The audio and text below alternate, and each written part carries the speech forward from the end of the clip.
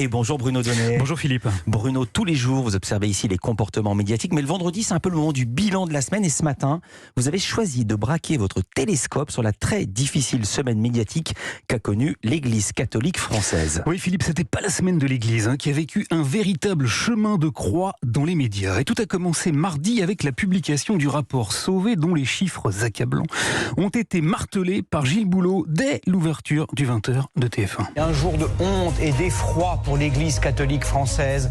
Le rapport sur les abus sexuels commis par des ecclésiastiques ou par des laïcs à l'intérieur des paroisses est dévastateur. Depuis les années 50, l'enquête a recensé 330 000 victimes. 330 000 victimes de prédateurs sexuels et parmi elles un homme, François Deveau, fondateur de l'association La Parole Libérée, qui s'est adressé sur BFM TV aux hommes d'église avec des mots cinglants. Vous êtes une honte pour notre humanité, dont la force de la scansion a particulièrement retenu l'attention. Vous devez payer pour tous ces crimes. Alors, le plus haut sommet de l'Église a décidé de prendre la parole. Monseigneur Éric de Moulin-Beaufort, président de la Conférence des évêques, s'est donc rendu mercredi sur le canal 27 de France Info.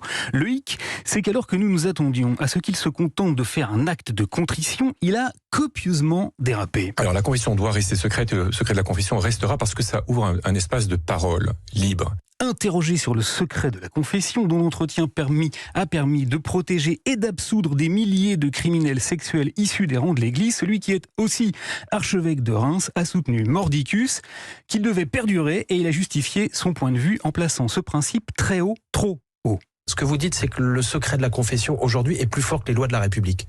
Est-ce que la confession s'impose à nous et il s'imposera, elle est plus forte que les lois de la République. Et en ce sens-là, il est plus fort que les lois de la République. Voilà, alors que n'importe quel citoyen qui recueille un témoignage de crime ou de violence sexuelle a pour obligation d'en informer la justice, un homme portant une soutane pourrait donc continuer de s'y soustraire. Ces propos ont ému le plus haut sommet de l'État et mercredi, à la sortie du Conseil des ministres, Gabriel Attal, le porte-parole du gouvernement, a réagi on ne peut plus fermement. Il n'y a rien de plus fort que les lois de la République dans notre pays.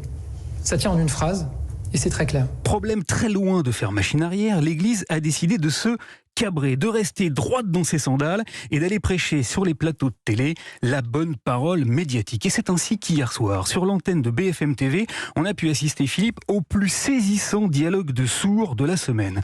Monseigneur Valentin, évêque de Versailles, était invité et il n'avait qu'une seule idée en tête, évangéliser le malheureux Yves Calvi et le convaincre de ceci. Le secret de confession, comme secret professionnel, est compatible avec la loi de la République. Seulement voilà, si Calvi a commencé par l'écouter dans un silence de cathédrale, il a très vite tenté de le recadrer. Pourquoi votre réponse me paraît-elle alambiquée ? De le remettre dans le droit chemin de la morale républicaine en lui faisant observer qu'on parlait tout de même pas de n'importe quoi. Pardonnez-moi, je le rappelle, ce qui nous réunit, pour dire les choses simplement, ce sont des viols d'enfants qui ont eu lieu au sein de l'Église de France. Seulement voilà, Monseigneur Valentin n'était nullement décidé à aller à confesse. Il est donc resté arc-bouté sur sa ligne. Il a continué de répéter le même argument et il a même pris Calvi pour un demi-sel. Si on supprime ce secret et que l'enfant ne parle plus, comment aider l'enfant ? Là est notre débat, vous voyez ?